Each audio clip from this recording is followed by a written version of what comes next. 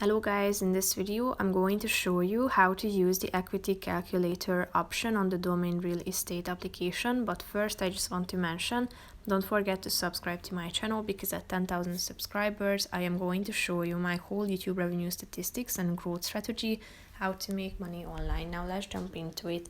First of all, open the application and then click on the account button down below on the right side. Scroll down to the home loan calculator section and tap on it. Scroll down again and tap on equity calculator. Then you should type in your estimated property price, then the remaining loan amount,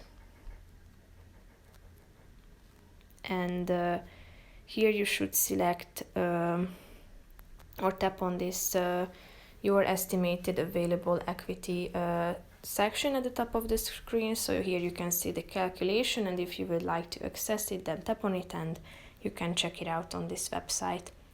So that's pretty much it for this video, guys. See you in the next one. Bye bye.